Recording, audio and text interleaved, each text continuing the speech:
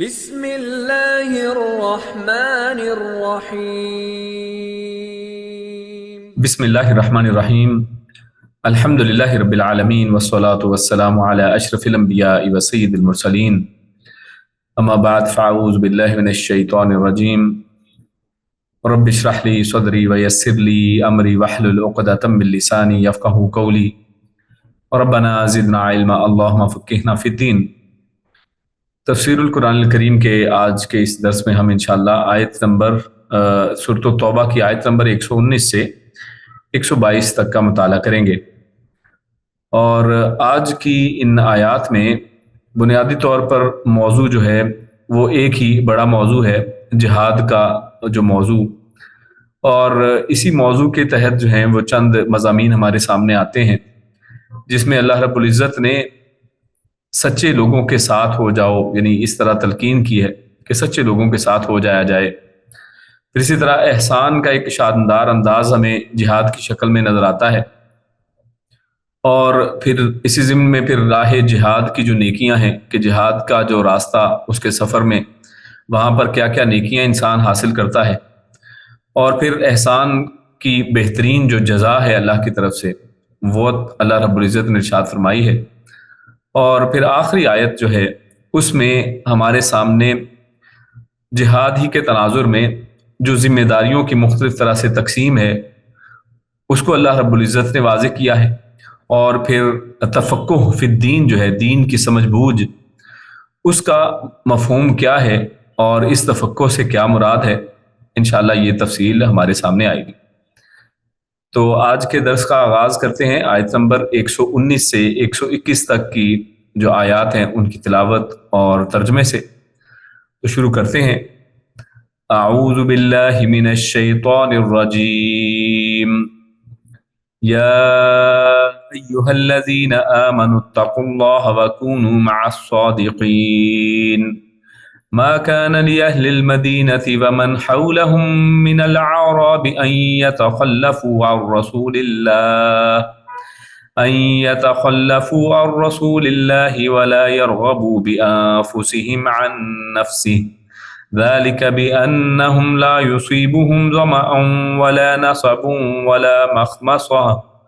ولا مخمصة في سبيل الله ولا يطؤون موطئا يغيظ الكفار ولا ينالون من عدو نيلا إلا كتب لهم به عمل صالح إن الله لا يضيع أجر المحسنين، ولا ينفقون نفقة صغيرة ولا كبيرة ولا يقطعون واديا إلا كتب لهم ليجزيهم الله أحسن ما كانوا يعملون۔ ان آیات میں اللہ رب العزت ارشاد فرماتا ہے، یا ایھا الذین آمنوا، یا ایھا اے الذین وہ لوگ جو آمنوا جو سب ایمان لائے ہو، یعنی اے ایمان والو، اتقوا اللہ اللہ سے ڈرو، اللہ کا تقوی اختیار کرو، وَكُونُوا اور کونوا ہو جاؤ، یہ کانا یکون یکن فیکون وہی لفظ ہے، اور جمع کا صیغہ ہے کونوا، تم سب ہو جاؤ، مع ساتھ، الصادقین سچ بولنے والوں کے، یعنی صدق کرنے والے سچے لوگ جو ہیں ان کے ساتھ ہو جاؤ۔ ما کانا نہیں تھا، لیے اہل المدینہ مدینہ والوں کے لیے، ومن اور من جو حولہم جو حول یعنی ارد گرد، ہم ان کے ہیں، یعنی مدینہ والے اور جو مدینہ کے ارد گرد آبادیوں والے ہیں ان کے لیے نہیں تھا، یعنی کیا نہیں تھا، مناسب نہیں تھا، من العرابی عرابیوں میں سے، یعنی مدینہ کے ارد گرد کے عرابیوں میں سے، ان یتخلفوا کہ وہ سب پیچھے رہتے، الرسول اللہ عن سے رسول اللہ اللہ کے رسول، کہ وہ اللہ کے رسول سے پیچھے رہتے، یعنی جہاد کے اندر اللہ کے رسول سے وہ پیچھے رہ جاتے، یہ ان کے لیے مناسب نہیں تھا۔ ولا یرغبوا ولا اور نہ ہی یعنی یہ مناسب تھا، یرغبوا کہ وہ سب رغبت رکھتے، یرغبوا یہ راغبہ، یہ اردو میں بھی لفظ جو ہے راغبہ یا رغبت کے معنی میں استعمال ہوتا ہے، یعنی کسی چیز کی طرف اٹریکٹ ہونا، اس کی طرف رجحان ہونا، تو ولا یرغبو، اور نہ یہ مناسب تھا کہ وہ سب رغبت رکھتے بانفسہم، اپنی جانوں کی طرف، یا اپنی جانوں کے ساتھ وہ رغبت رکھتے، عن نفسہ، عن کے بارے میں، یا سے، نفسی نفس یا جان ہی اس کی، یعنی رسول اللہ صلی اللہ علیہ وسلم، یعنی رسول اللہ صلی اللہ علیہ وسلم کی جان کے مقابلے میں یا ان کی پرواہ کیے بغیر اپنی جانوں کی فکر یا اپنی جانوں کی طرف رغبت رکھنے والے وہ نہ ہوتے، یہ ان کے لیے مناسب نہیں تھا۔ ذالک، یہ بِأَنَّهُمْ، بھی ساتھ انا،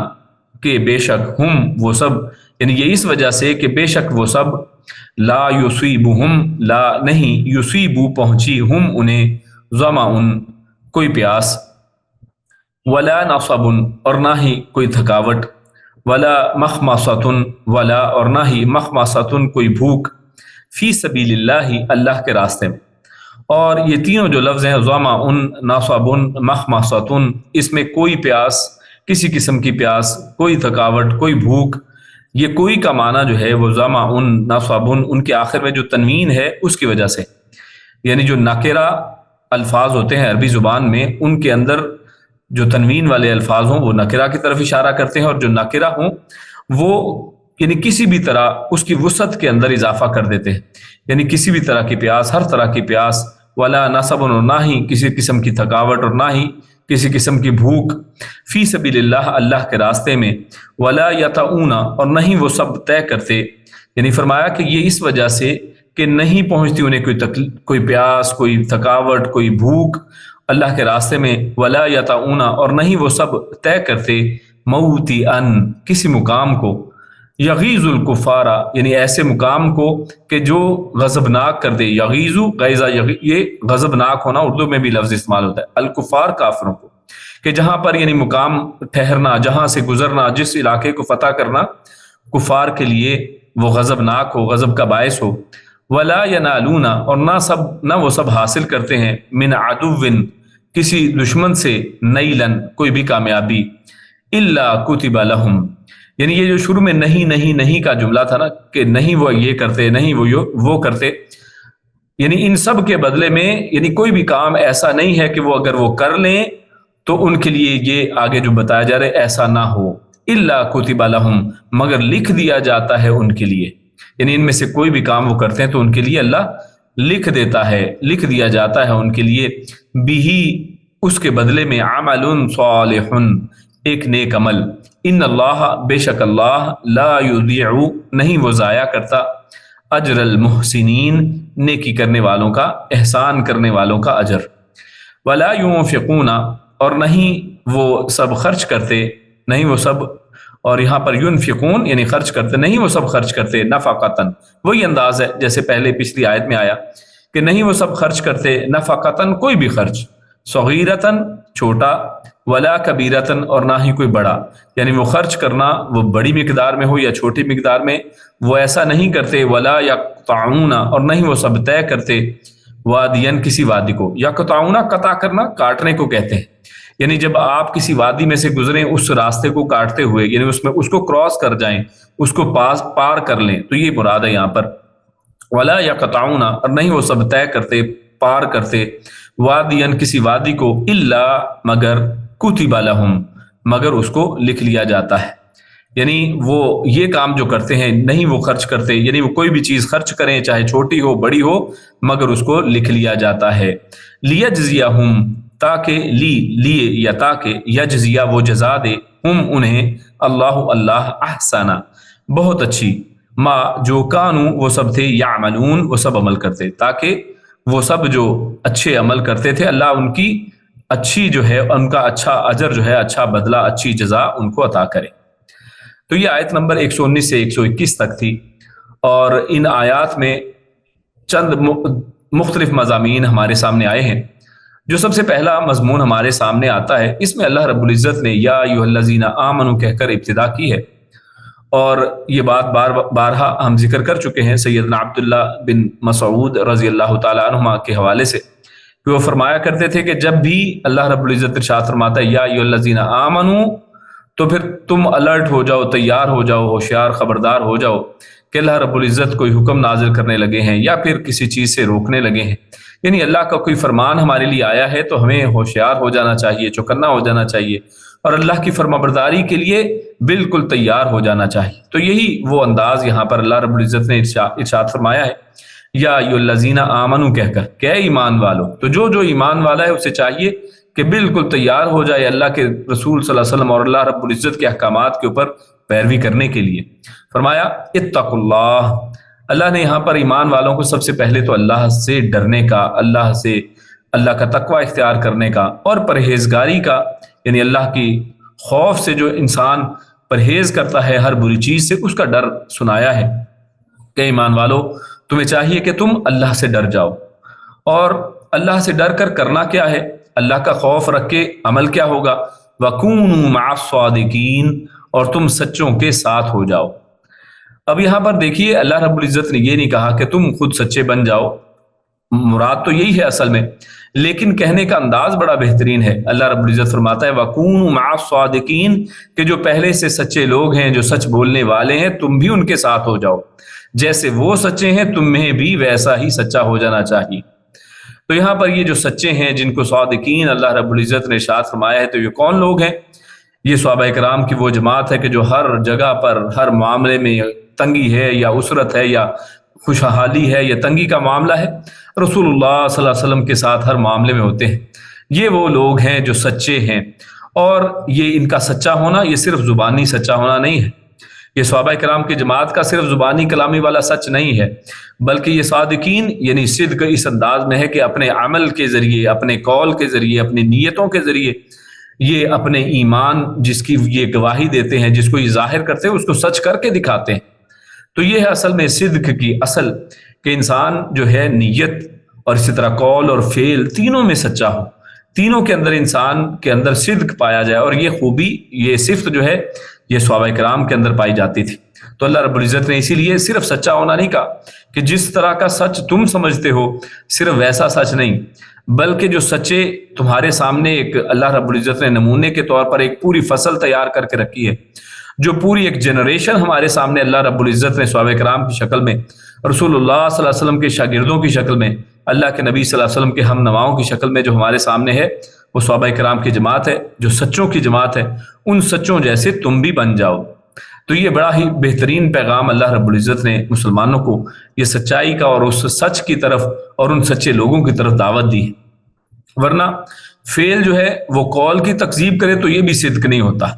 کہ انسان جو ہے قولی طور پر کہے کہ جناب میں مومن ہوں، میں سچا ہوں، تو صرف سچا اپنے آپ کو کہہ دینے سے، صرف مومن اپنے آپ کو کہہ دینے سے انسان مومن یا سچا نہیں بنتا ہے۔ یہ دیکھیے یہ منافق یہ کیا تھے جن کے بارے میں بارہا انہی تبوک کے حوالے سے سورۃ توبہ میں بار بار ذکر آیا ہے کہ یہ لوگ بھی اپنے آپ کو سچے ہی کہتے تھے، اور یہ قسمیں کھا کھا کر کہتے تھے کہ ہم جناب سچ بول رہے ہیں، لیکن ان کا قول اور فعل آپس میں تضاد تھا، اور ان کے دل کی حالت اور جو ظاہری حالت ہے وہ ایک جیسی نہیں تھی۔ تو اس وجہ سے اللہ رب العزت نے صرف سچ بولنے کی بات یہاں پہ نہیں کی ہے،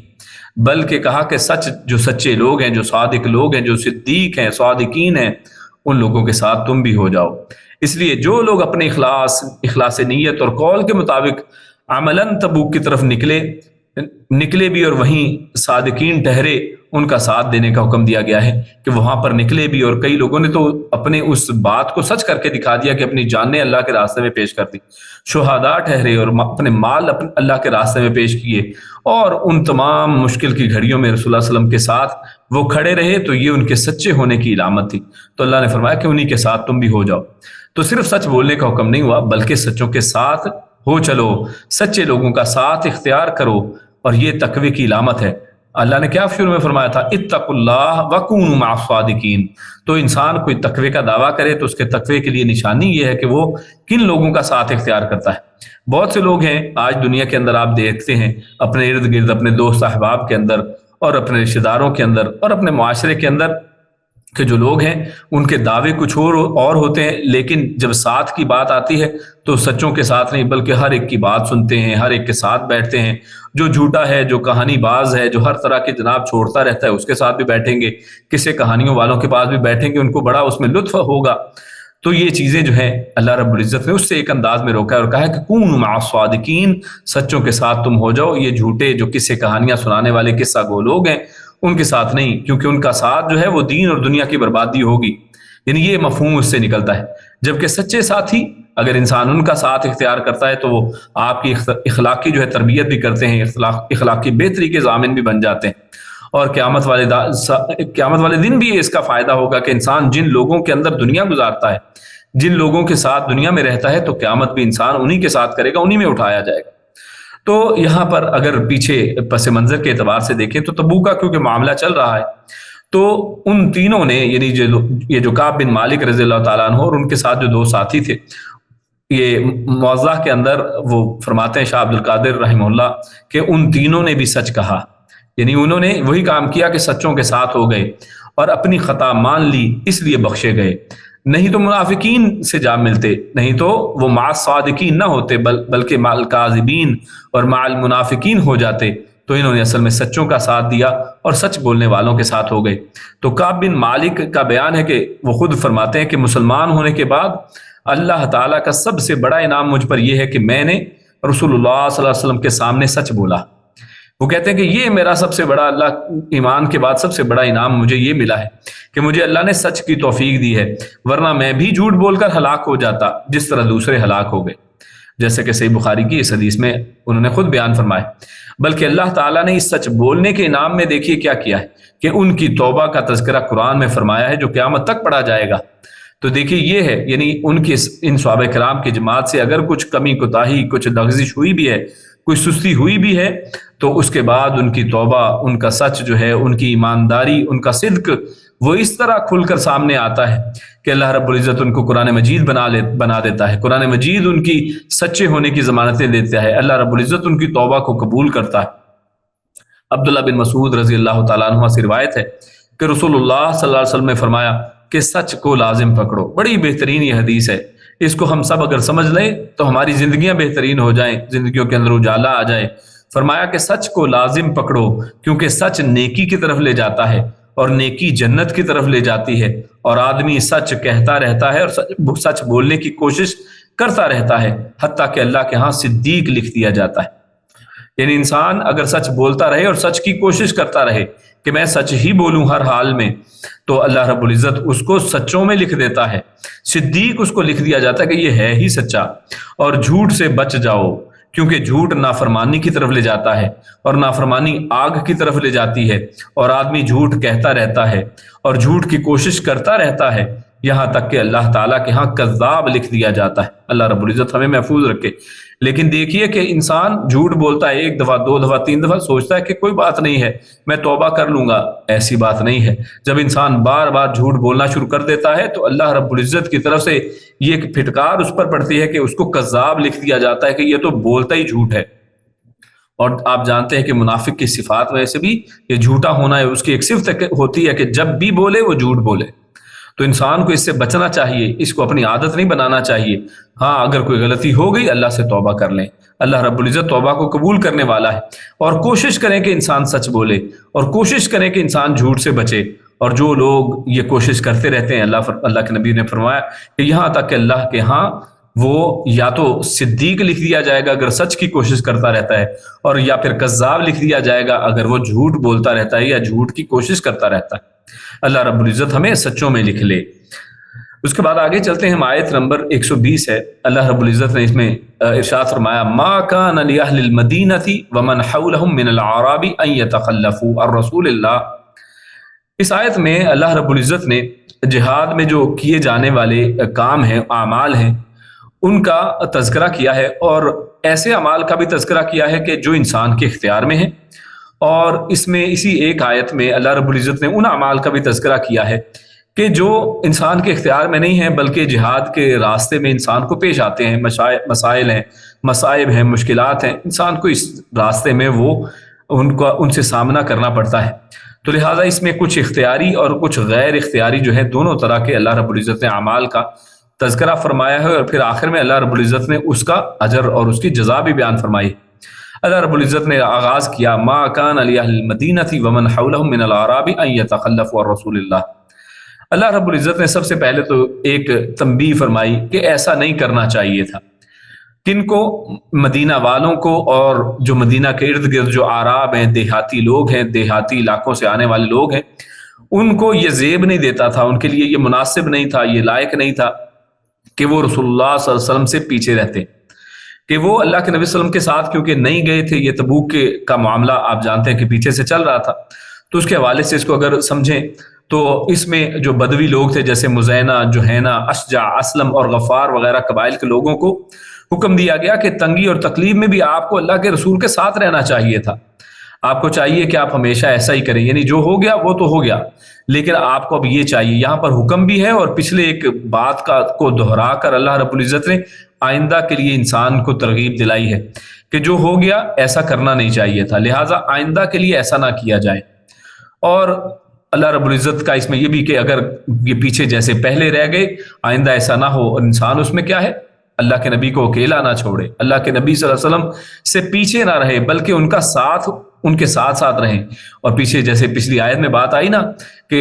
سب سچوں کے ساتھ ہو جاؤ، اور سچوں کے سردار کون ہیں، سب سے سچے اور صادق المصدوق کون ہیں، وہ اللہ رب العزت نے رسول اللہ صلی اللہ علیہ وسلم کو اس کے لیے منتخب فرمایا ہے، وہ محمد رسول اللہ صلی اللہ علیہ وسلم کی ذات مبارکہ ہے، لہٰذا تم ان سے پیچھے نہ رہو بلکہ ان کے ساتھ رہو۔ تو سچوں کے ساتھ رہنے میں یہ بھی شامل ہے کہ اللہ کے نبی صلی اللہ علیہ وسلم کا ساتھ نہ چھوڑا جائے، ان سے سچا کون ہو سکتا ہے۔ تو اللہ رب العزت نے یہاں پر یہ اعراب کو اور مدینہ والوں کو، یعنی ہر طرح کے لوگ، چاہے وہ شہری لوگ ہوں یا دیہاتی لوگ ہوں، ان سب کے لیے اللہ رب العزت نے حکم فرمایا کہ تمہیں یہ پیچھے نہیں رہنا چاہیے تھا بلکہ ہر حالت میں خوش دلی کے ساتھ رسول اللہ صلی اللہ علیہ وسلم کا ساتھ تمہیں دینا چاہیے تھا، اور تمہارے لیے یہ مناسب نہیں تھا کہ پیچھے رہتے۔ اور فرمایا وَلَا يَرْغَبُوا بِأَنفُسِهِمْ عَن نَفْسِهِ، اور یہ ایک اللہ رب العزت نے ایک ایسا پیمانہ یہ مسلمانوں کے لیے دے دیا، اور اس میں اللہ رب العزت نے یہاں پر بات تو صرف ان کے لیے کی ہے، لیکن غور کیجیے اہل المدینہ اور اعراب یہ سب شامل ہیں، یعنی ہر طرح کے مومن، چاہے شہری ہوں چاہے دیہاتی ہوں، چاہے سمجھ کم ہو چاہے سمجھ بوجھ زیادہ ہو، سمجھدار ہیں یا نہیں ہیں، ہر طرح کے ایک مومن کے لیے جو ہونا چاہیے، اللہ فرماتا ہے وَلَا يَرْغَبُوا بِأَنفُسِهِمْ فَأَنفُسِهِمْ عَن نَفْسِهِ، ان کے لیے یہ مناسب نہیں تھا کہ وہ اپنی جانوں کو زیادہ رغبت رکھتے، اپنی جانوں کو ترجیح دیتے اللہ کے نبی صلی اللہ علیہ وسلم کی جان پر، کیونکہ انہوں نے پیچھے رہ کر اصل میں کیا کیا تھا، ساتھ کیوں نہیں گئے تھے کہ اپنی جانوں کو ترجیح دی کہ ہم ساتھ جائیں گے تو ظاہر ہے یہ مشقت والا سفر ہے، دور کا سفر ہے، اس میں مال بھی خرچ ہوگا، جان بھی خرچ ہوگی، آگے جا کر دشمن سے مقابلہ ہے تو اس میں شہادت بھی ہو سکتی ہے، تو لہٰذا انہوں نے اپنی جانوں کو رسول اللہ صلی اللہ علیہ وسلم جو آگے ہیں، جو ایسا لیڈر کہ جو یہ نہیں کہ صرف آرڈر لگاتا ہے کہ جناب تم جاؤ اور تم جا کے ایسے کام کرو، بلکہ خود سب سے آگے ہیں، اس لیے فرمایا ان یتخلفوا کہ وہ سب پیچھے رہتے، رسول اللہ صلی اللہ علیہ وسلم آگے اور سب ان کے پیچھے، ایسا کرنا چاہیے تھا، اور لیکن انہوں نے کیا کیا، انہوں نے اپنی جانوں کو ترجیح دی۔ اللہ فرماتا ہے کہ تمہارے لیے یہ مناسب نہیں ہے کہ تم سب جو ہو، چاہے شہری ہو چاہے دیہاتی ہو، تمہارے لیے یہ مناسب نہیں تھا کہ تم اپنی جانوں کو ترجیح دیتے رسول اللہ صلی اللہ علیہ وسلم کی جان پر، اور خصوصاً اس وقت کہ تمہیں یہ معلوم بھی ہے کہ رسول اللہ صلی اللہ علیہ وسلم جو ہیں وہ سب سے زیادہ عزیز ہیں، تم میں سب سے زیادہ مکرم ہیں، آپ صلی اللہ علیہ وسلم جو ہیں ان کی ذات تم میں سب سے زیادہ عزت والی ہے۔ تو جب آپ اتنی عزت و کرامت کے باوجود ان سختیوں اور مشکلات کا سامنا کر رہے ہیں تو پھر سب کا حق ہے کہ جن چیزوں کا سامنا آپ کر رہے ہیں وہ بھی کریں، یعنی یا تو نا وہی جیسے میں نے پہلے بات کی کہ اگر لیڈر باقیوں کو آگے لگاتا ہے اور خود پیچھے رہتا ہے، اے سی والی گاڑی میں بیٹھتا ہے، تو پھر وہ اس کی اور بات ہے۔ یہاں پر تو وہ لیڈر جو ہے سب سے آگے ہے، جہاں پر سب جو ہے ایک پتھر اپنے پیٹ پر باندھتے ہیں تو یہ دو پتھر اپنے پیٹ پر باندھتے ہیں۔ جب باقیوں کو چوٹ لگتی ہے تو رسول اللہ صلی اللہ علیہ وسلم کے دندان مبارک بھی شہید ہوتے ہیں، آپ صلی اللہ علیہ وسلم کے چہرے مبارک کے اوپر بھی خود جو ہے وہ چبھ جاتا ہے، یعنی اللہ کے نبی صلی اللہ علیہ وسلم سب سے آگے ہیں، اور سب کی رہنمائی کرنے والے ہیں، تو لہٰذا جب وہ سب سے آگے ہیں، وہ شامل ہو رہے ہیں، پیش ہیں، سختیوں کو جھیل رہے ہیں، مشکلات کا سامنا کر رہے ہیں، تو تمہارے لیے بھی یہی تھا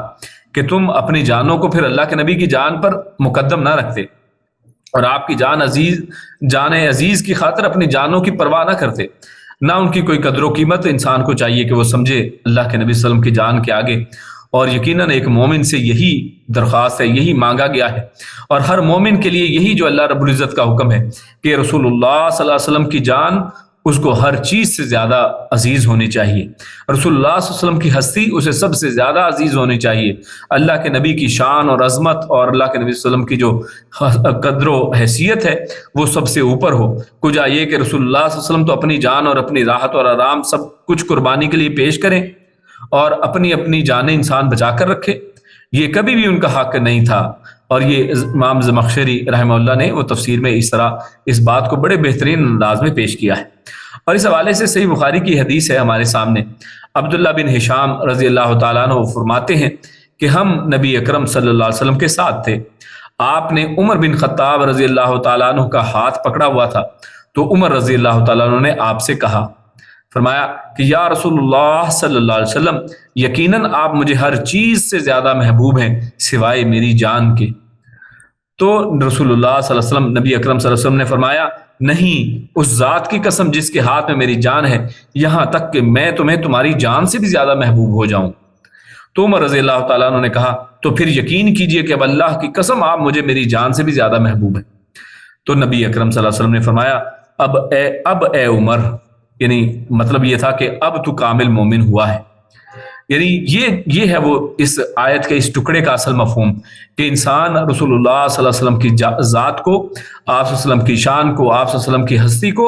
اپنی جان سے بھی زیادہ مقدم رکھے، اپنی جان کی پرواہ نہ کرے جب رسول اللہ صلی اللہ علیہ وسلم کی ہستی کی بات ہو، جب آپ صلی اللہ علیہ وسلم کی شان کی بات ہو، جب آپ کی شان کی بے حرمتی کی جا رہی ہو، تو انسان اپنی جانوں کی فکر نہ پھر کرے، پھر رسول اللہ صلی اللہ علیہ وسلم کی شان سب سے مقدم ہے، جیسا کہ اس حدیث میں ہمارے سامنے بالکل واضح، اور اس آیت میں اللہ رب العزت نے فرما دیا کہ یہ تمہارے لیے مناسب نہیں تھا کہ تم اپنی جانوں کی فکر کرتے، اس کی طرف رغبت کرتے اور اللہ کے نبی صلی اللہ علیہ وسلم کی طرف رغبت نہ کرتے، یہ مناسب ہی نہیں تھا۔ پھر اس کے بعد اللہ فرماتا ہے، ذَلِكَ بِأَنَّهُمْ لَا يُصِيبُهُمْ ظَمَأٌ وَلَا نَصَبٌ وَلَا مَخْمَصَةٌ فِي سَبِيلِ اللَّهِ وَلَا يَطَئُونَ مَوْطِئًا يَغِيظُ الْكُفَّارَ وَلَا يَنَالُونَ۔ یہ اللہ رب العزت نے لا کہہ کر مختلف جو ہے اعمال جو ہیں، معاملات، ان کا اللہ رب العزت نے ذکر فرمایا ہے۔ اور یہاں پر اگر ہم دیکھیں تو یہ جو لا بار بار آ رہا ہے، ان سب جو لا کا تعلق آگے آنے والے اللہ سے ہے، یعنی ایسا جو ہے کہ کوئی بھی شخص جو ہے جب بھی یہ کام کرے گا، جن کے ساتھ یہ لا کی بات ہوئی ہے، یعنی کسی شخص کو اگر کوئی مصیبت پہنچتی ہے، کسی شخص کو اگر کوئی پیاس پہنچتی ہے، کسی شخص کو اگر راہ جہاد کے اندر تھکاوٹ ہوتی ہے، اور مخمصہ کسے کہتے ہیں، یعنی یہ ایسی بھوک ہے جس میں پیٹ ساتھ لگ جاتا ہے، یعنی شدید بھوک ہے، فی سبیل اللہ، اللہ کے راستے میں وہ نکلا ہے اور شدید بھوک کا شکار ہو جاتا ہے۔ تو اگر انسان کو، کسی مومن کو، کسی مجاہد کو اللہ کے اس راستے میں، جہاد کے اس سفر کے اندر اگر کسی بھی طرح کی تکلیف پہنچتی ہے، اور آگے تمام تکالیف کو کھول کر بھی بیان کر دیا، شروع میں تو کیا لا یصیبہم، نہیں پہنچتی کوئی بھی چیز، کسی بھی طرح کی بھی مصیبت، لیکن وہ کیسی ہے، وہ جو پہنچتی ہے وہ زمن ہے، چاہے پیاس ہو، چاہے تھکاوٹ ہو، چاہے وہ بھوک ہو، چاہے لا یطؤون موطئا، چاہے وہ کوئی طے کرنے والا کوئی مقام ہو، یعنی ایسا مقام کہ جس کو انسان اس راستے میں طے کرتا ہے۔ اور یطؤون موطئا جو لفظ ہے، یہ اصل میں ظرف کے لیے، یعنی کسی جگہ کے لیے یا ایسی چیز کے لیے استعمال ہوتا ہے کہ جس کو انسان اپنے پاؤں سے روند دیتا ہے یا جس پر اپنے قدم رکھتا ہے، تو اس کو موطئن کہا جاتا ہے۔ تو اللہ فرماتا ہے وَلَا يَطَؤُونَ مَوْطِئًا يَغِيظُ الْكُفَّارَ، یعنی نہ ہی ایسا کہ جس کے لیے انسان جو ہے کسی ایسی جگہ پر پہنچے، کسی ایسے علاقے اور وطن میں جا کر اپنے قدم رکھے کہ جہاں پر پہنچنے سے کفار جو ہیں وہ تم پر غضبناک کر دے، کفار کو وہ اچھا نہ لگے۔ تو ایسی ہر جگہ اس کے اندر شامل ہے، یعنی جن راستوں پر، جن پہاڑیوں پر، جن بستیوں میں، جن زمینوں میں، جن مکانوں میں، کھیتوں کلیانوں میں ان کے قدم رکھنے سے یا ان کے گھوڑوں اور دوسری سواریوں کے انہیں رونتے ہوئے گزرنے سے کفار کے دلوں میں غصہ اور جلن پیدا ہو اور وہ ہراساں اور خوفزدہ ہوں، یہ سب اس کے اندر شامل ہیں۔ اور فرمایا آگے وَلَا يَنَالُونَ مِنْ عَدُوٍّ نَيْلًا، یعنی نہ وہ سب حاصل کرتے ہیں، نالا ینیلو، یعنی اس کا کیا، نالا ینالو اس کا مطلب ہے یعنی لے لینا، حاصل کرنا۔ تو انسان کسی علاقے میں جب جاتا ہے، کوئی مومن مجاہد، تو وہاں پر جا کر جب اس علاقے کو فتح کرتا ہے، اس علاقے کے اندر اسلام کا جھنڈا بلند کرتا ہے، یا پھر اسی طرح ان کو قتل کرتا ہے، ان کو قید کرتا ہے، تو یہ سارا معاملہ جو ہے اس کے اندر آتا ہے وَلَا يَنَالُونَ مِنْ عَدُوٍّ نَيْلًا، یعنی کسی بھی دشمن کے علاقے کے اندر وہ کوئی کسی بھی طرح کی وہ کامیابی حاصل کرتا ہے، إِلَّا كُتِبَ لَهُمْ، یعنی ان تمام کام جو اوپر کیے بتائے گئے ان کے اندر کیا ہے، کوئی بھی چیز جو واقعہ ہو اس جہاد کے راستے میں، کسی کو جہاد کے راستے میں چوٹ لگ گئی، کسی کو جہاد کے راستے میں بھوک اور پیاس کا سامنا کرنا پڑا یا تھکاوٹ کا سامنا کرنا پڑا ہے، کسی کو اس کے اندر کسی جگہ پر، ایسی جگہ پر پہنچا ہے کہ دشمن غضبناک ہو گئے اور مسلمانوں کے اوپر حملہ آور ہو جاتے ہیں، یا پھر انسان کسی علاقے کو فتح کر لیتا ہے، دشمن کے اوپر کامیابی حاصل کرتا ہے، ہر طرح سے چاہے کامیاب ہو یا نہ ہو، اس راستے کے اندر نکلنا، اس کے اندر جو مصائب کے اندر جو ہے اپنے آپ کو ڈالنا، اس سب کے اوپر اللہ کیا فرماتا ہے؟ الا کتب لہم، یہ کچھ بھی ان میں سے کرتا ہے مگر یہ کہ اس کے لیے لکھ دیا جاتا ہے۔ یعنی اللہ رب العزت نے ابھی وہ دنیا کے اندر ہے، ابھی وہ اس دنیا کے اندر وہ سفر طے کر رہا ہے، ابھی جہاد کے اندر ہے، ابھی وہ راستوں کے اندر اور وادیوں کے اندر چل رہا ہے، لیکن الا کتب لہم بہ عمل صالح، اللہ رب العزت ان کے لیے اس کے بدلے میں نیک اعمال لکھ دیتا ہے۔ یعنی ان کا یہ سارا کا سارا عمل، اس جہاد کے راستے میں پیش آنے والی ہر ایک جو ہے معاملہ، وہ ان کے لیے نیک اعمال کا باعث ہے۔ تو یہ دیکھیے کتنی بڑی جو ہے جہاد اور مجاہدین کے لیے زبردست خوشخبری اللہ رب العزت نے یہاں پر بیان کی ہے۔ ان اللہ لا یضیع اجر المحسنین، اور اللہ رب العزت نے فرما دیا کہ ایسا کیوں نہ ہو، یعنی یقیناً ایسا ہی ہوگا، کیونکہ بے شک اللہ جو ہے وہ ضائع کرنے والا نہیں ہے کہ انسان کچھ بھی چھوٹا موٹا عمل کرے۔ یہ تو ایک عام انسان کے لیے بھی رسول اللہ صلی اللہ علیہ وسلم نے ارشاد فرمایا ہے نا کہ اگر کسی مومن کو ایک کانٹا بھی چبھتا ہے نا، ایک مومن کو کسی طرح کی تکلیف ہوتی ہے، چاہے بیمار ہونے سے ہو جائے، چاہے کسی اور وجہ سے ہو جائے، کسی مومن کو کانٹا بھی چبھتا ہے، اللہ رب العزت اس کے بدلے میں اس کے لیے نیکی لکھتے ہیں، اللہ اس کا اجر اس کو دیتے ہیں۔ تو یہاں پر تو جہاد کا معاملہ ہے، یہاں پر تو وہ شخص اپنی جان مال کو ہتھیلی پر رکھ کر اللہ کے نبی صلی اللہ علیہ وسلم کے پیچھے ان کی پیروی میں نکلا ہوا ہے۔ تو یقین اللہ فرماتے ہیں ان اللہ لا یضیع، اللہ ضائع نہیں کرتا اجر المحسنین، اللہ نے ان لوگوں کو محسن کہا ہے، احسان کرنے والے۔ یعنی کسی بھی نیک عمل، اس کے اندر کچھ لیول ہو سکتے ہیں، اس کے درجات ہوتے ہیں، اس کی ڈگریز ہوتی ہیں۔ عمل صالح کیونکہ پہلے کہہ دیا گیا، لیکن عمل صالح کی جو سب سے اعلیٰ درجہ جو ہوتا ہے نا، اس کو کہتے ہیں احسان، کہ جس کے اندر اس کو انسان خوبصورت کر کے پیش کرے۔ احسان کا وہ لیول ہے کہ جو سب سے اعلیٰ ہوتا ہے، جیسا کہ حدیث جبریل کے اندر بھی رسول اللہ صلی اللہ علیہ وسلم کا ارشاد ہے کہ جبریل امین نے پوچھا کہ یہ من الاحسان کہ احسان کیا ہے، تو انہوں نے اللہ کے نبی صلی اللہ علیہ وسلم نے فرمایا کہ اس کی ایک مثال دی کہ احسان کو آپ اس طرح سمجھ سکتے ہیں کہ انسان جو ہے اللہ کی عبادت اس طرح کرتا ہے کہ جیسے اللہ اس کو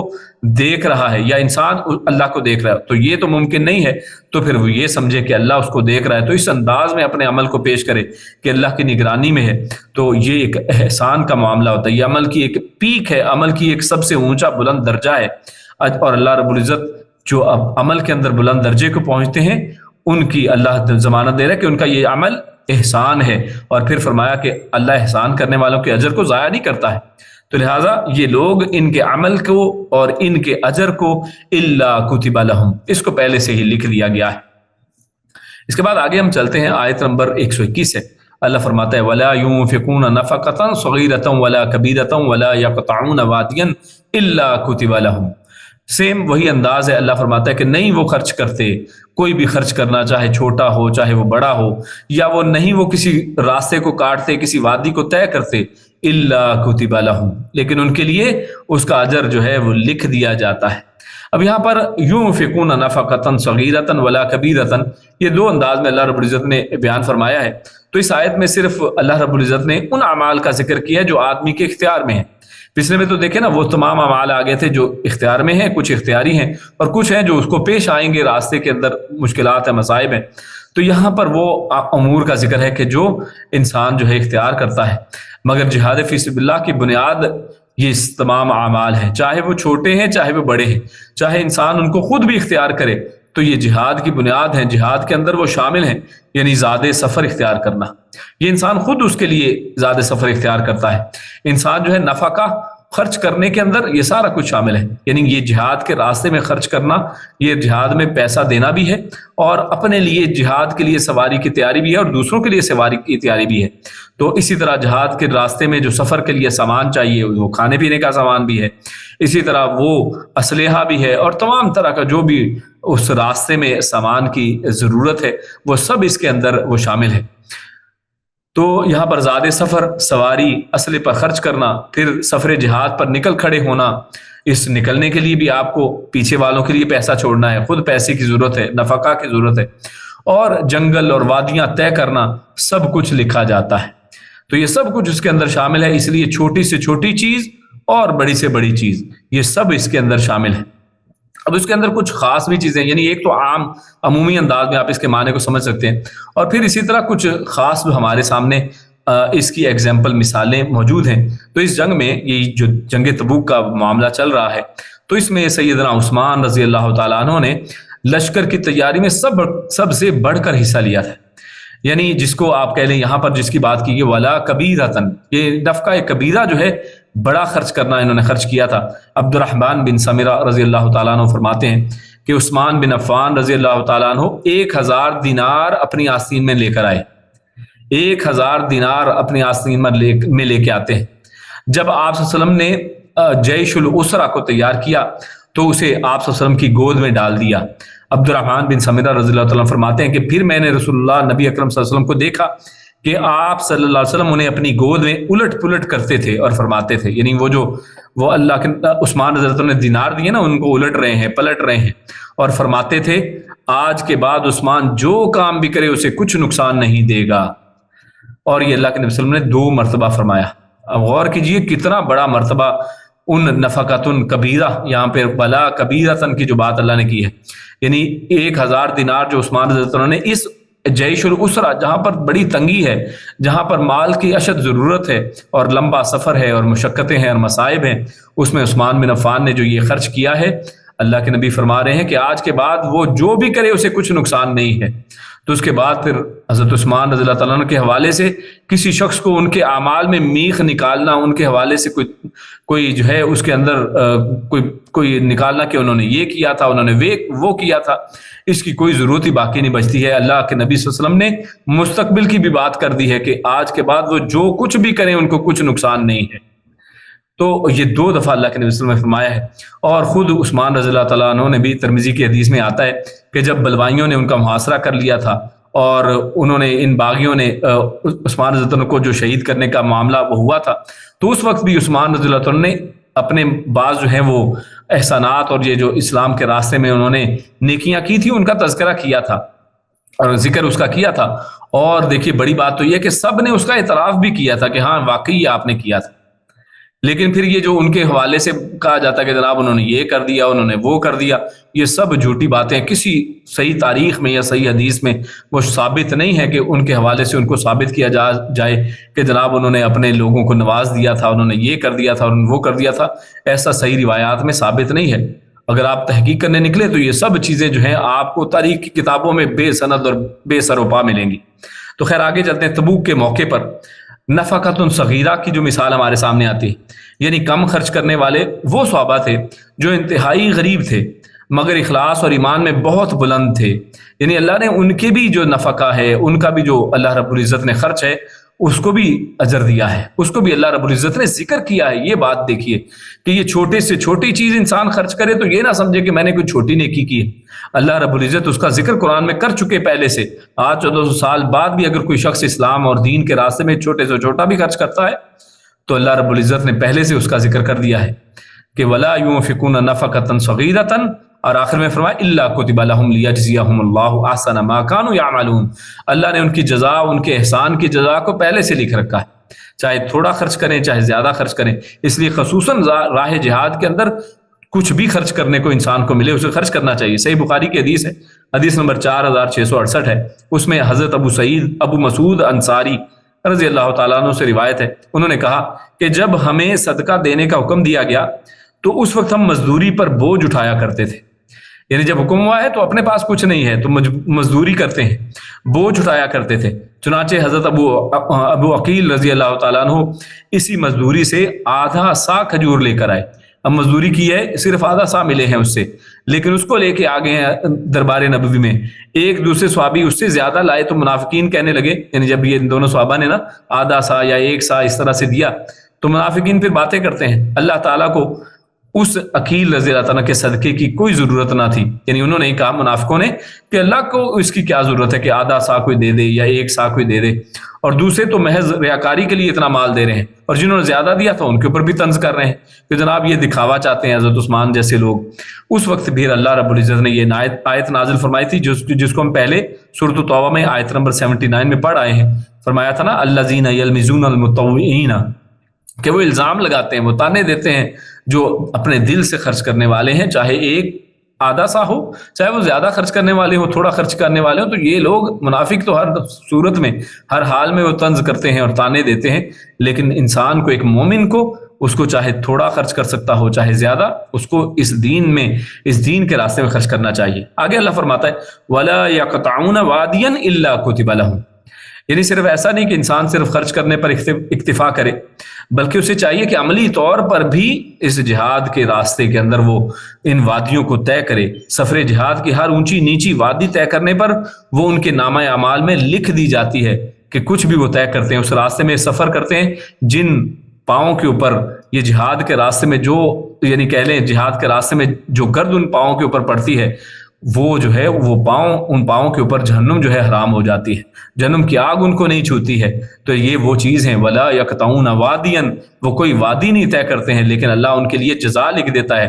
الا کتب لهم لیجزیہم اللہ احسن ما كانوا یعملون۔ یعنی وہاں پر کیا تھا، ان کے احسان کی بات اللہ نے کی تھی، لیکن یہاں پر دیکھیے اللہ کیا فرماتا ہے کہ ان کے لیے اللہ اس لیے، یعنی یہ اس لیے ہے کہ اللہ ان کو جزا دے، کیسے، احسن ما كانوا یعملون، اچھی جزا، یعنی اللہ ایسی جزا دے کہ جو بڑی ہی حسین ہو، کیونکہ انہوں نے عمل اتنے بہترین اور حسین اور احسان والے پیش کیے ہیں، تو ان کی جزا بھی پھر ویسی ہی بنتی ہے کہ وہ بھی احسان والی ہو، اور جو بھی وہ عمل اس راستے میں کرتے، ما كانوا یعملون، جو وہ عمل کرتے رہے ہیں، اس کی جزا یہ بنتی ہے کہ اللہ بھی ان کے ساتھ احسان کا معاملہ کرے، کیونکہ احسان کا بدلہ احسان کے سوا کیا ہو سکتا ہے۔ اس کے بعد آج کی آخری آیت ہے، آیت نمبر 122، اس میں اللہ فرماتا ہے وَمَا كَانَ الْمُؤْمِنُونَ لِيَنفِرُوا كَافَّةً فلولا نفر من كل فرقة منهم طائفة ليتفقهوا في الدين ولينذروا قومهم إذا رجعوا إليهم لعلهم يحذرون۔ وما كان، اور نہیں ہے یا نہیں ہے لائق، المؤمنون، مومنوں کو، لیانفروا، کہ وہ سب نکلیں، کافہ، سب کے سب، یعنی مومنوں کو یہ لائق نہیں ہے کہ وہ سب کے سب ہی نکل کھڑے ہوں۔ فلولا نفرا، فلولا پھر کیوں نہیں، نفرا نکلے، من کل فرقۃ، یعنی چنانچہ ہونا یہ چاہیے کہ ہر فرقے میں سے نکلے، منہم، ان میں سے، طائفہ، کچھ لوگ، لیتفقہوا، تاکہ وہ تفقہ حاصل کریں، تاکہ وہ سمجھ حاصل کریں، فی الدین، دین میں، ولینذروا، اور تاکہ وہ سب ڈرائیں، قومہم، اپنی قوم کو، اذا رجعوا، جب وہ سب لوٹیں یا وہ سب لوٹ کر جائیں، الیہم، ان کی طرف، لعلہم، تاکہ وہ سب، یحذرون، وہ سب ڈریں یا وہ حذر کریں، یعنی اس سے بچیں۔ یہ جو آیت نمبر 122 ہے، اس میں اللہ رب العزت نے جو آیت کے شروع میں تمام مسلمانوں کو ایک جیسا نہیں، بلکہ ان میں کچھ ذمہ داریاں اور ذمہ داریوں کے اعتبار سے تقسیم دی، اور فرمایا کہ وما كان المؤمنون لينفروا كافة، کہ یہ تو مناسب نہیں ہے، یہ لائق نہیں ہے کہ سارے کے سارے ہی مومن نکل کھڑے ہو۔ تو یہاں پر پہلی بات تو یہ کہ یہاں پر یہ جو لفظ آیا ہے لينفروا اور نفرا، یہ نفرا ينفروا، یہ جو لفظ آیا ہے، یہ ہم دیکھتے ہیں کہ قرآن کریم میں عام طور پر لڑائی کے لیے نکلنے کے معنی میں آتا ہے۔ آپ دیکھیے قرآن مجید میں مثالیں ہمارے سامنے ہیں، اللہ رب العزت سورۃ التوبہ آیت نمبر 38 میں فرماتا ہے ما لکم اذا قیل لکم انفروا، یہاں پر بھی انفروا کی بات کی ہوئی ہے، اور فی سبیل اللہ اثاقلتم الی الارض، اور جہاد کے راستے میں، اور فرمایا اسی طرح دوسری جگہ پر سورۃ التوبہ آیت نمبر 41 ہے انفروا خفافا وثقالا، کہ تم نکلو اللہ کے راستے میں، یعنی اسی جہاد کے راستے میں، چاہے ہلکے ہو یا بوجھل ہو۔ اور اس طرح ایک اور جگہ فرمایا سورۃ التوبہ ہی کے اندر آیت نمبر 39 میں الا تنفروا يعذبكم، اور اس طرح آگے ایک اور جگہ فرمایا وقالوا لا تنفروا في الحر، اور یہ صورت شروع سے آخر تک آپ دیکھ رہے ہیں کہ یہ جہاد ہی کے تذکرے سے بھری پڑی ہے۔ اس لیے یہ جو لینفروا یہاں پر اللہ نے فرمایا ہے نا کہ وہ سب نکلیں، تو اس سے اصل میں مراد کیا ہے، تو اسی لفظ سے اگر ہم اس کو لڑائی کے لیے نکلیں معنی لیتے ہیں، جیسا کہ اس صورت کے اندر جہاں جہاں پر بھی اس لفظ کو لیا گیا ہے تو اس کا معنی جہاد اور لڑائی کے لیے نکلنے ہی کا معنی ہے، کسی اور معاملے میں نکلنے کا معنی نہیں ہے۔ تو لہٰذا سیاق سے مناسبت جو ہے اس لحاظ سے یہی بنتی ہے کہ یہاں پر بھی جہاد میں نکلنے ہی کو اختیار کیا جائے۔ تو یہ اس آیت کے جو معنی مفسرین نے بیان کیے ہیں، ان میں سے ایک معنی یہ ہے جو اصل میں سیاق و سباق سے زیادہ جو ہے وہ تعلق رکھتا ہے کہ اس آیت کا اس طرح ترجمہ کیا جائے کہ کسی بھی مومنوں کے لیے لائق نہیں ہے کہ وہ سارے کے سارے جہاد کے لیے نکل کھڑے ہوں۔ اور آپ جانتے ہیں کہ اصل میں اس کو واقعی سیاق سے دیکھیں تو ہوا بھی یوں کہ جب تبوک میں اللہ رب العزت نے حکم دیا تبوک کے لیے نکلنے کا تو سب کے لیے حکم تھا کہ سب لوگ اس میں نکلیں، جسے نفیر عام کہتے ہیں کہ کوئی بھی پیچھے نہ رہے، سب کو اس کے ساتھ جانا ہے۔ لیکن اس کے باوجود کیا ہوا، آپ نے دیکھا کہ کچھ لوگ جو ہیں اپنی منافقت کی وجہ سے نہیں گئے، اور کچھ مسلمان مومن دل میں کوئی خرابی نہیں تھی لیکن اپنی سستی کی وجہ سے وہ نہ جا پائے۔ تو اب اس آیت میں ایسے مواقع کا اللہ نے ذکر کیا ہے کہ جن میں سب کے نکلنے کا حکم نہیں ہے، کیونکہ ہوا یہ کہ سب لوگ ہی پھر اس کے بعد جب الرٹ ہو گئے کہ اللہ رب العزت تو اس کے اوپر بڑا ناراض ہوا ہے، اللہ رب العزت نے تو سب کے نکلنے کا حکم دیا تھا، اور وہ جو 3 صحابی تھے کعب بن مالک رضی اللہ تعالیٰ عنہ، ان کے ساتھیوں کا حال تو سب نے دیکھ ہی لیا کہ 50 دن ان کے ساتھ کوئی بات چیت بھی نہیں کر رہا ہے، ان کا سوشل بائیکاٹ کر دیا گیا ہے۔ تو اس وجہ سے اب ہر شخص کی یہ کوشش ہے کہ جب بھی جہاد ہو تو اس میں وہ ساتھ نکلیں، ہر ایک کی یہی کوشش ہے کہ وہ بھی جناب اللہ کے نبی صلی اللہ علیہ وسلم سے پیچھے نہ رہے۔ اور پچھلی آیت میں بھی اس کی طرف ابھارا گیا ہے کہ رسول اللہ صلی اللہ علیہ وسلم کو اکیلا نہ چھوڑا جائے بلکہ ان کے ساتھ نکلا جائے۔ تو لہٰذا اسی پس منظر کو دیکھتے ہوئے ہر ایک کی یہی کوشش تھی کہ اب پیچھے نہیں رہنا۔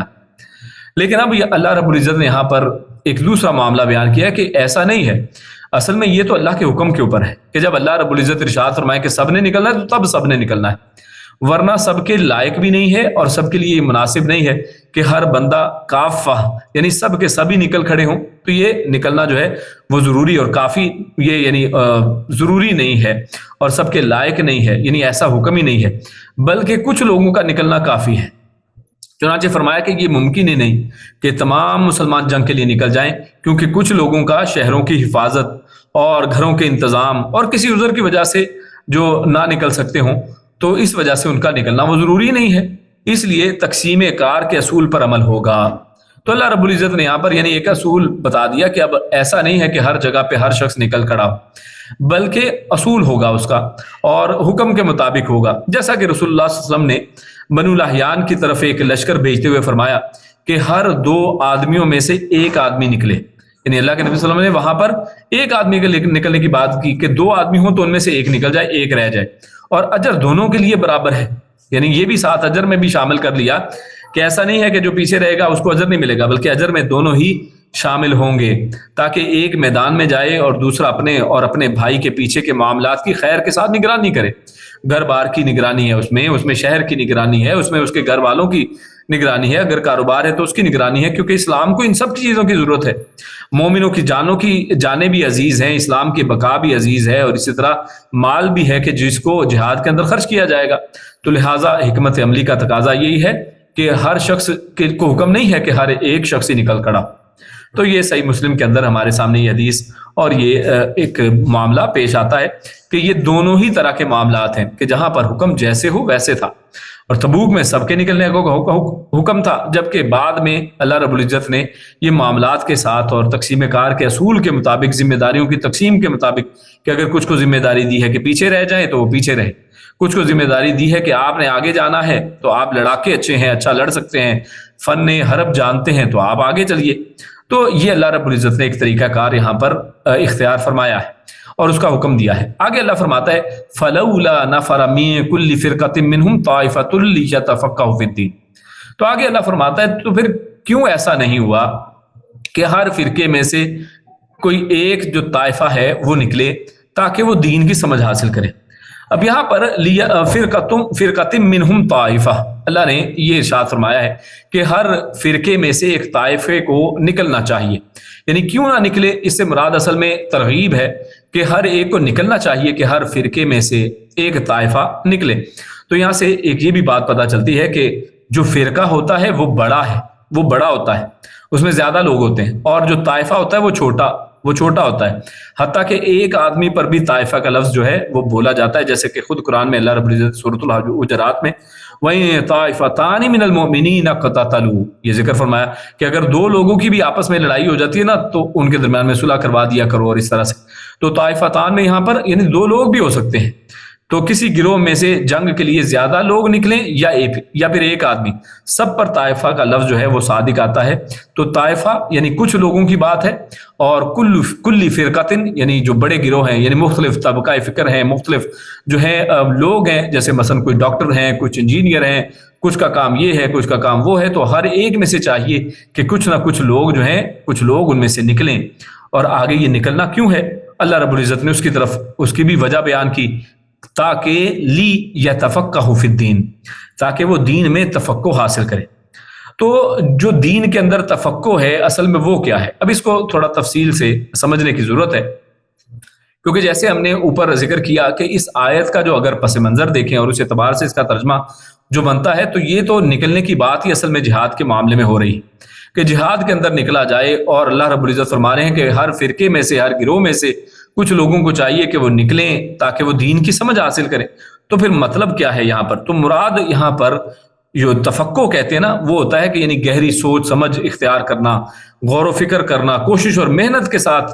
جو ہے اچھی طرح جو سمجھ حاصل کی جاتی ہے نا، اس کے لیے یہ تفقہ کا لفظ استعمال کیا جاتا ہے۔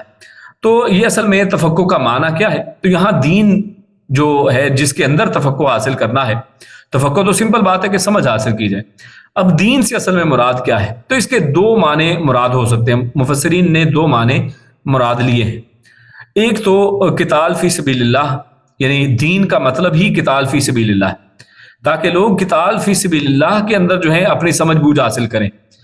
تو یعنی پہلا معنی وہ معنی ہی اصل میں قتال فی سبیل اللہ کو دین کہا گیا ہے کہ اللہ کے راستے میں لڑا کیسے جاتا ہے، اللہ کے راستے میں جایا جائے، جہاد کیسے ہوتا ہے، جو وار فیئر ہے اس کی کیا ٹیکٹکس ہے۔ جیسا کہ ابن عمر رضی اللہ تعالیٰ عنہ سے روایت ہے کہ رسول اللہ صلی اللہ علیہ وسلم نے ارشاد فرمایا، ابو داؤد کی صحیح حدیث ہے کہ جب تم آئینہ یعنی ہیلے کے ساتھ سود کی ایک صورت کے ساتھ بے کرنے لگو گے اور کھیتی باڑی پر خوش ہو جاؤ گے اور جہاد چھوڑ دو گے، تو اللہ تعالیٰ تم پر ایسی ذلت مسلط کرے گا جسے دور نہیں کرے گا، مسلمانوں پر ایسی ذلت مسلط کرے گا کہ جس کو دور نہیں کرے گا۔ کب تک؟ حتی ترجعوا الی دینکم۔ اب یہ دیکھیے آیت یعنی الفاظ جو ہیں اس حدیث میں وہ کیا ہیں؟ حتی ترجعوا الی دینکم، یہاں تک کہ تم اپنے دین کی طرف واپس پلٹ آؤ۔ یعنی جب تک تم جہاد کو اگر چھوڑ دو گے اور تم یعنی اپنی کھیتی باڑی میں اور بے و شراء میں یعنی اپنے بزنس میں لگ جاؤ گے، جہاد کو چھوڑ دو گے، تو تمہیں اللہ ذلت میں مسلط کر دے گا، حتیٰ کہ تم واپس اسی دین کی طرف چلے جاؤ جس کو تم نے چھوڑا تھا۔ اور وہ کیا چھوڑا تھا؟ وہ جہاد تھا، جس کو جہاد کو چھوڑا تھا۔ تو اس حدیث سے پتہ چلتا ہے کہ دین سے مراد جہاد ہے،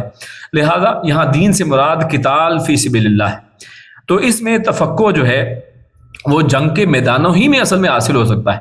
یعنی اگر کسی شخص نے وار فیئر سیکھنا ہے تو آپ اگر صرف گھروں میں بیٹھ کر جو ہے اس کے اوپر کتابیں پڑھ لیں، تفقہ حاصل نہیں ہوگا۔ آپ اپنے گھر یا اسکول یا کالج یا یونیورسٹی یا اکیڈمی اور اسی طرح دارالعلوم اور مختلف مدرسے ہیں، ان میں آپ جنگی کتابیں پڑھ لیں، وار کے جو اسکولز ہیں ان میں جا کے تربیت حاصل کر لیں، تو دشمن کی چالیں پڑھ لیں یا غازیان اسلام کے مارکوں کی کتابیں پڑھ لیں، میدان جنگ میں جائے بغیر دین کی حقیقی اور واقعی سمجھ کی صورت حاصل نہیں ہو سکتی ہے۔ یعنی اس کی صحیح سمجھ تو اصل میں اسی وقت آئے گی جب آپ بھی ان حالات سے گزریں گے، جب ان وادیوں کو طے کریں گے، جب آپ کے اوپر بھی بھوک پیاس اور جب آپ دشمن کا سامنا کریں گے، تو تب اصل میں یعنی آپ دیکھیے نا آج دیکھیے اب حال ہی میں مسلمانوں کا مقابلہ، اور خصوصاً یہ پاکستان میں آپ دیکھیے کہ مقابلہ ہوا ایک کافر ملک کے ساتھ، تو اب ان کے ساتھ مقابلہ ہوتا ہے تو دیکھیے ایک طرف اگر آپ کو تجربہ ہے جنگ کے اندر جانے کا تو آپ کے جنگی جو ٹیکٹکس ہیں وہ ڈیفرنٹ ہوں گے، مختلف ہوں گے، اور اگر اس کے مخالف دوسرا شخص ہے، اس کے پاس بڑی ٹیکنالوجی ہے، بہت کچھ ہے، لیکن کبھی جنگ لڑکے دیکھی نہیں، کبھی پتہ ہی نہیں ہے اس کے مقابلے میں، تو چاہے آپ کے پاس اسلحہ بہت زیادہ ہے، آپ نے دیکھا کہ ایک مسلمان کے اوپر حملہ ہوا، آگے کچھ بھی نہیں کر سکے۔ تو یہ کیوں ہے؟ کیونکہ اس میں صرف آپ کے پاس اسلحہ ہونا کافی نہیں ہے، صرف آپ کے پاس جو ہے دنیا کی بہترین ٹیکنالوجی ہونا کافی نہیں ہے، صرف دنیا کے بہترین سکولوں میں پڑھا ہو، جنگی کتابیں پڑھی ہوں، یہ کافی نہیں ہے۔ جب تک کہ آپ خود اپنے ہاتھوں سے اس کو چلا کے نہیں دیکھتے، جب تک اس جنگ کے میدان کے اندر جا کر نہیں دیکھتے، تو اس وقت تک تفقہ حاصل نہیں ہوگا۔ تو اس لیے فرمایا فلولا نفر من کل فرقۃ منهم طائفۃ لیتفقہوا فی الدین، یعنی کیوں نہیں ایسا ہوا کہ ہر ایک گروہ میں سے، ہر طبقے میں سے کچھ لوگ نکلتے اس جہاد کے راستے میں، اور وہاں پر جا کر اپنی جانوں کے ساتھ وہاں پر جب خود ہوتے تو پھر ان کو پتہ چلتا کہ اصل میں یہ تفقہ فی الدین یعنی جہاد کے اندر جو ٹیکٹکس ہیں، جہاد کی سمجھ بوجھ جو ہے وہ اصل میں کیسے ہے، جہاد کیسے کیا جاتا ہے۔ تو اسی طرح جہاد کے سفر، اس کے درمیان پڑاؤ، رباط کے دوران اور میدان قتال میں پوری کوشش کے ساتھ دین کی سمجھ حاصل کریں اور واپس آ کر اپنی قوم کو ڈرائیں، جس کا آگے اللہ نے فرمایا نا وَلْيُنذِرَ قَوْمَهُمْ إِذَا رَجَعُوا، تو وہ وہاں پر جا کر جو کچھ سیکھا ہے تو اپنی قوم کو پھر آ کر ڈرائیں کہ دشمن کیا کیا منصوبے بنا رہا ہے اور اس کی تیاری کس قدر ہے اور اس سے نپٹنے کی کیا صورت ہے، تاکہ وہ آئندہ کے لیے مکمل تیاری کر کے دشمن پر فتح یاب ہو سکیں۔ تو یہ اس آیت کا ایک مفہوم ہمارے سامنے نکلتا ہے، اور دین کا مفہوم یہاں پر جہاد فی سبیل اللہ کی تربیت، جہاد فی سبیل اللہ کے اندر قتال کے اندر جو تربیت اور اس کے اندر تفقہ ہے کہ جناب کب کیا کیا جائے، کب کون سی جنگی چال چلی جائے، تو یہ تفقہ سے مراد اس جہاد کے اندر تفقہ ہے۔ تو یہ ایک تفسیر اس آیت کی ہے جو پس منظر کے لحاظ سے زیادہ میل کھاتی ہے۔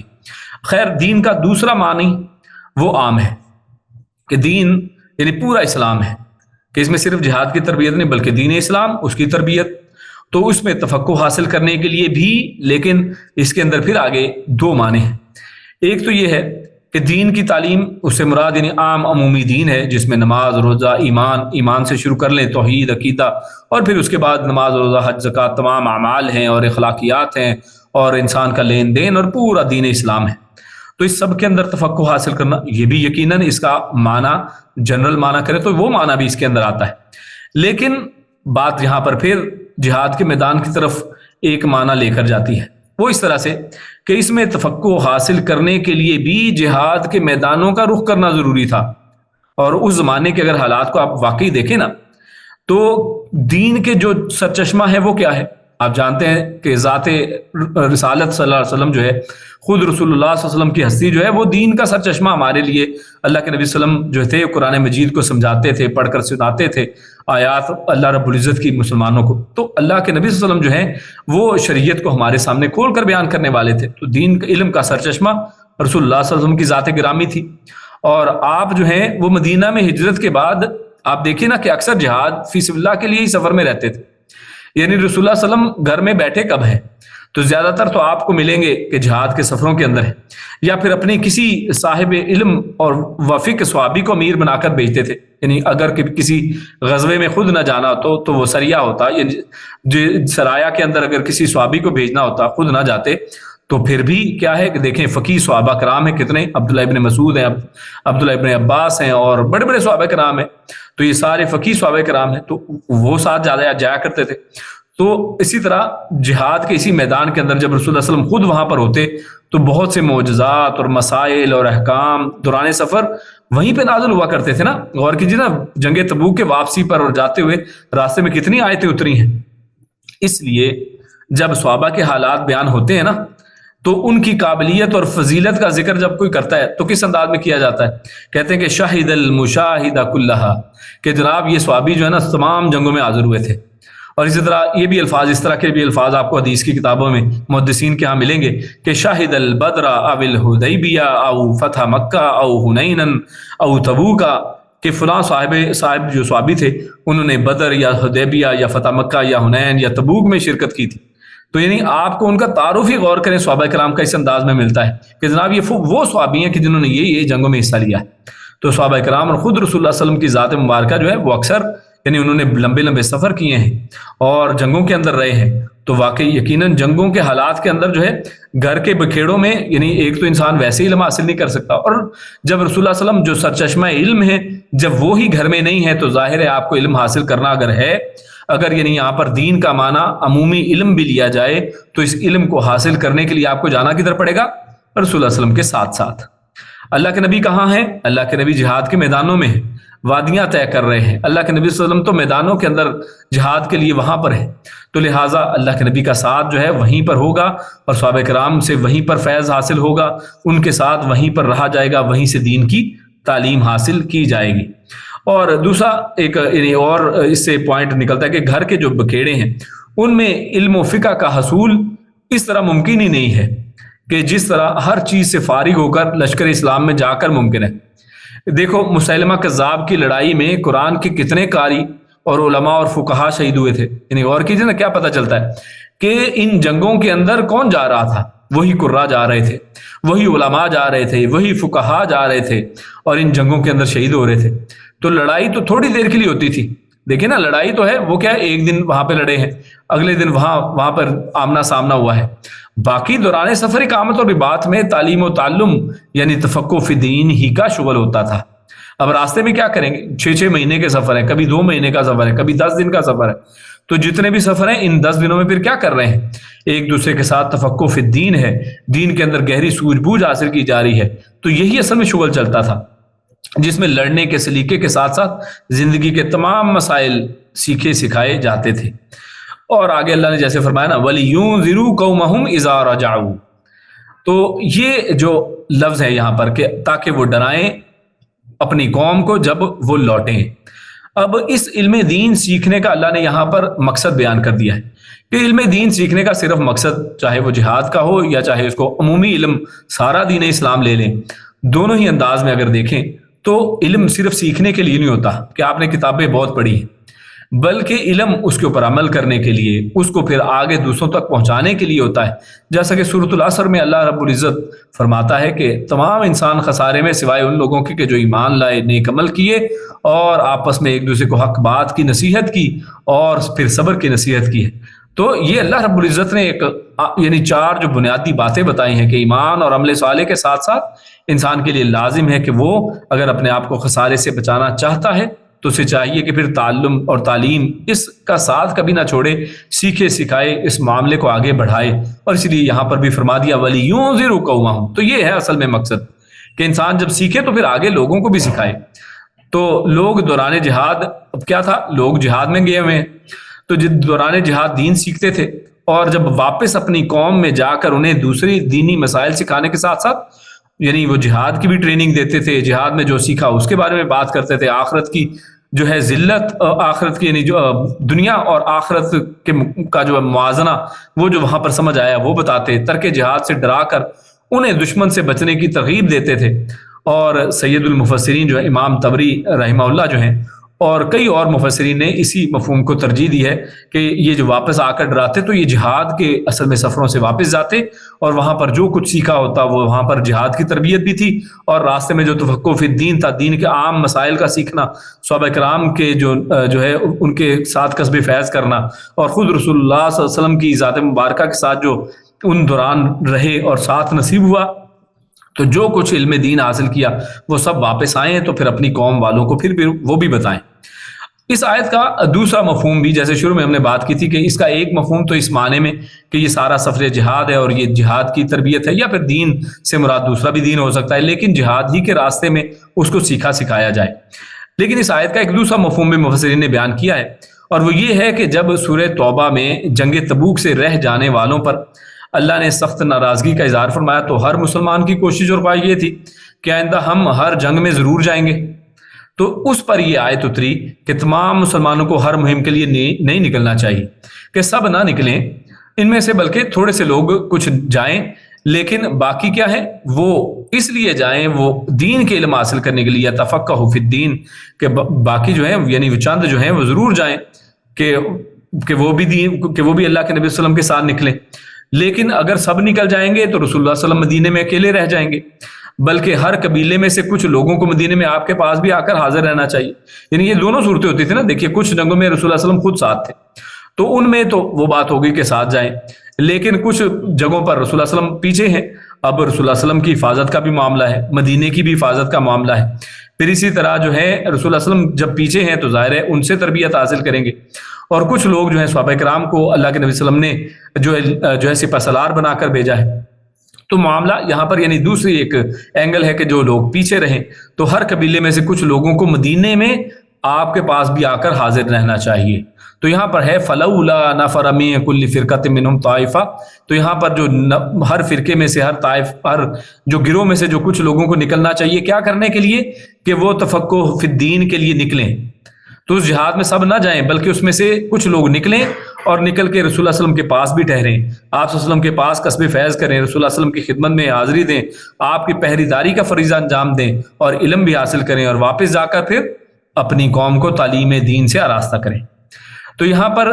جو ابھی ہم نے پڑھا تو اس میں جو اذا رجعوا جو ہے اس کا جو ایک معنی ہم نے پڑھا ہے، اس کا ایک معنی یہ ہے کہ وہ شخص خود دین کی تعلیم حاصل کریں، اور جب وہ لوگ واپس جائیں، چاہے جہاد سے واپس آ کر پہلے معنی کے اعتبار سے یا پھر آیت کا دوسرے مفہوم کے اعتبار سے، جب وہ رسول اللہ صلی اللہ علیہ وسلم کی خدمت میں مدینہ میں حاضر ہوں، باقی سب جہاد میں گئے ہیں، لیکن وہاں پر تعلیم کے بعد جب وہ واپس اپنے علاقوں میں جائیں تو پھر لوگوں کو دین کی تعلیم دیں، اذا رجعوا الیہم، تو واپس جائیں تو پھر دین کی تعلیم ان لوگوں کو دیں۔ لیکن ایک دوسرا بھی معنی اذا رجعوا کا کیا گیا ہے، یعنی ایک گروہ جہاد پر چلا جائے اور ایک گروہ پیچھے رہے جو دین کا علم حاصل کرے، تو پیچھے رہنے والا کیا کرے، وہ دین کا علم حاصل کرے، اور جب مجاہدین واپس آئیں تو انہیں بھی احکام دین سے آگاہ کرے۔ یعنی پیچھے دیکھیں نا، رسول اللہ صلی اللہ علیہ وسلم کے اوپر آیات کوئی نازل ہو گئی، اب جو لوگ جہاد میں گئے تھے ان کو تو نہیں پتا کہ وہ آیتیں کیا نازل ہوئی ہیں، تو اذا رجعوا سے مراد جس نے دین کا علم حاصل کیا اس کا لوٹنا نہیں ہے کہ وہ واپس آئے اپنے علاقے میں یا اپنے لوگوں کے پاس اور ان کو دین کا سبق سکھائے، ایک معنی یہ بھی ہے، لیکن اس کا دوسرا معنی بھی ہے کہ یہ تو وہیں پہ رہیں، دین کا علم حاصل کر لیں، لیکن جب وہ لوٹیں، کیونکہ رجعوا کا لفظ جو ہے وہ لوٹیں، لیکن وہ لوٹیں سے کون مراد ہے، تو دونوں ہی مراد ہو سکتے ہیں، یعنی جب وہ لوٹیں ان کی طرف، یعنی یہ جو مجاہدین ہیں جو دور گئے ہوئے تھے اور رسول اللہ صلی اللہ علیہ وسلم کے پاس یہ لوگ تھے جو یہاں پر رہ کر دین کا علم حاصل کر رہے تھے، تو جب وہ لوگ لوٹیں تو ان کی طرف، تو پھر یہ لوگ ان مجاہدین کو وہ دین کا علم دیں کہ جو انہوں نے پیچھے سیکھا ہے، تو یہاں پر رجعوا سے مراد جب وہ مجاہدین لوٹیں ہوا، تو یہ بھی ایک معنی جو ہے اس کا اس انداز میں بھی آیت کا مفہوم بیان کیا گیا ہے۔ اور اسی طرح بہت سے مفسرین نے یہ تفسیر بھی بیان کی ہے کہ اس آیت کا تعلق جہاد سے ہے ہی نہیں، یعنی بالکل اس میں جہاد سے ہٹ کر وہ کہتے ہیں کہ بات ہے، وہ کہتے ہیں اس کا کوئی جہاد سے تعلق نہیں، اور بہت سے مفسرین ہیں اس میں وہ بھی یہ بات چیت کرتے ہیں، بلکہ انہوں نے فرمایا کہ کچھ لوگ علم دین کا علم حاصل کرنے کے لیے اپنا گھر بار چھوڑیں اور مدارس اور مراکز علم میں جا کر اسے حاصل کریں اور پھر آ کر اپنی قوم میں واعظ و نصیحت کریں۔ اور اس میں بعض محدثین نے یعنی یہی علم حدیث کے لیے نکلنے والے جو رحال تھے، جو رحلہ فی الحدیث کیا کرتے تھے، حدیث کو حاصل کرنے کے لیے دور دراز علاقوں کا، مشرق و مغرب کا سفر کرتے تھے، کوئی شام سے یمن جا رہا ہے، کوئی مدینہ سے اسپین جا رہا ہے، کوئی موراکو سے یہاں پر مدینہ میں آ رہا ہے، تو اس کے لیے جو نکلتے تھے تو سب کے لیے تو ممکن نہیں ہے کہ سب اس کے لیے نکلیں، اس لیے فرمایا نا وما کان المؤمنون لینفروا کافہ، کہ سب تو نہیں نکل سکتے، تو اس لیے کچھ لوگ ضرور ہر جگہ سے، ہر فرقے میں سے، ہر گروہ میں سے وہ نکلیں دین کا علم حاصل کرنے کے لیے، اپنے گھر بار کو چھوڑیں، مدارس اور مراکز میں یا جہاں پر بھی دین کا علم دیا جاتا ہے ان علاقوں میں، ان یونیورسٹیوں میں جا کر داخلے لیں، وہاں پر علم حاصل کریں، اور جب وہ علم حاصل کر لیں تو یہ نہیں کہ جناب وہیں پہ ہو لیں، ہاں اس میں بھی کوئی حرج والی بات نہیں، لیکن اس کو دیکھا جائے کہ وہ یہاں پر یہ فرمایا گیا ہے کہ زیادہ حق ان کا بنتا ہے کہ جہاں سے وہ آئے ہیں نا ان کے پاس واپس جائیں، وَلِيُنذِرُوا قَوْمَهُمْ إِذَا رَجَعُوا، کہ وہ اپنی قوم کے پاس واپس جائیں اور جا کر پھر ان کو دین کا علم دیں، ان کے جو سیکھا ہے پھر ان کو بتائیں، تاکہ ان لوگوں تک بھی کوئی پہنچنے والا ہو نا، یعنی ایک بندہ موراکو سے سفر کر کے اگر مدینہ میں آتا ہے بہت لمبے سفر کے بعد، یہاں پر آ کر کچھ سیکھ کر جاتا ہے، تو وہاں پر موراکو والوں کو کون سمجھائے گا، سب کے لیے تو آنا ممکن نہیں ہے، تو لہٰذا یہ شخص یہاں سے دین کا علم حاصل کرے، پھر واپس جا کر مراکش میں جائے اور وہاں پر جا کر لوگوں کو وہ دین کا علم دے۔ اور یہاں پر یہ بھی ہے لِيُنذِرُوا قَوْمَهُمْ، یعنی یہ بھی لفظ جو ہے وہ سمجھنے والا ہے، یہاں پر اللہ رب العزت نے ڈرانے کی بات کی ہے تاکہ وہ ڈرائے، یعنی دین کے اندر اس میں یہ بھی پتہ چلا کہ دین کے اندر اگر کسی کو سمجھانا ہو اور کسی کو دین کی تفقہ حاصل ہو تو اس کے لیے سب سے پہلے یہ ہے کہ لوگوں کو صرف خوشخبریاں نہیں سنائے، وَلِيُنذِرُوا، تاکہ وہ ڈرائے، اور یہ ڈراوا اس کا خود حکم اللہ رب العزت نے خود پیارے حبیب صلی اللہ علیہ وسلم کو سورۃ المدثر کے شروع میں، جو شروع کی آیات ہیں، جب قرآن مجید نازل ہوا ہے تو اللہ نے فرمایا نا، تو شروع کے زمانے میں اقرا کی آیتیں نازل ہوئی ہیں، لیکن اس کے بعد ایک وقفہ پڑ گیا، اور ان وقفے کے بعد جب دوبارہ وہی نازل ہوتی ہے تو یا ایھا المدثر سے شروع ہوتی ہے، قم فانذر، اور وہاں پہ فرمایا قم، آپ کھڑی ہوئیے، اور انذر، اور ڈرائیے، یعنی اللہ رب العزت نے ڈراوے کی بات کی ہے، کیونکہ بہت سے لوگ جو ہیں زیادہ تر تو کیونکہ لوگ گناہوں کی دنیا میں جو ہے وہ پڑے ہیں اور دنیا یعنی اس دنیا کی لذتوں کا شکار ہیں، لہٰذا ان کو ڈرایا جائے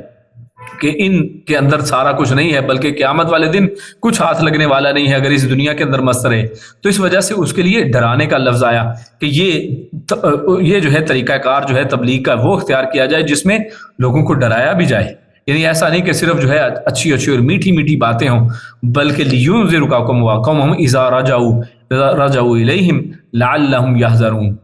تاکہ وہ بھی ڈریں۔ اور دیکھیے نا قرآن مجید میں ایک اور جگہ پر اللہ نے ارشاد فرمایا کہ جو اللہ سے سب سے زیادہ ڈرنے والے ہیں وہ کون ہیں؟ جو دین کا علم والے ہیں، جو علم والے ہیں وہ اللہ سے سب سے زیادہ ڈرتے ہیں۔ تو جب علم حاصل کریں گے، تفقہ دین میں اختیار ہوگا تو آپ اللہ سے زیادہ ڈرنے والے بن جائیں گے، اور جو آپ کو خود اچھا لگتا ہے آپ جب واپس جائیں گے تو دوسروں کو بھی وہی بات کریں گے نا، دوسروں کو بھی ڈرائیں گے کہ جناب یہ جو راستہ جس پر ہم چل رہے ہیں، پوری دنیا چل رہی ہے، یہ راستہ بڑا ہی ڈراؤنا ہے، اس کا انجام جو ہے جہنم ہے،